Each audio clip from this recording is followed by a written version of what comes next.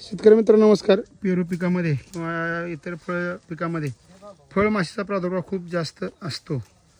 फळमाशी काय असते, नक्की कशी असते, हे तुम्हाला मी आता सध्या लाईव्हमध्ये दाखवतोय. तर जशी आपली मोहळाची माशी असते त्याच पद्धतीची ही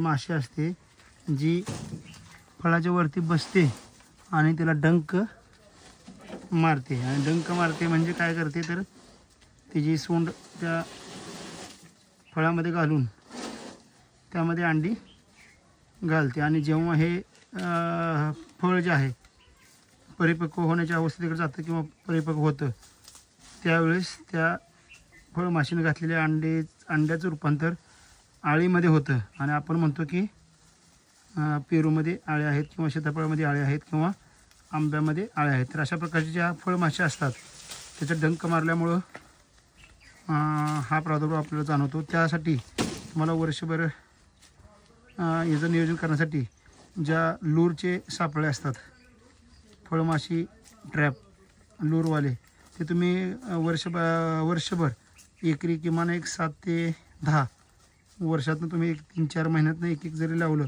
तरी पण तुम्ही चांगल्या पद्धतीनं यावर कंट्रोल मिळवू शकता. पण बऱ्याच वेळा आपण काय करतो, फळ तयार झाल्यानंतर आपल्याला जाग येते आणि मग आपण फवारण्या वगैरे करतो, तोपर्यंत त्याची वेळ निघून गेलेली असते. आणि मग हे अशा प्रकारे आपल्याला प्रादुर्भाव होतो.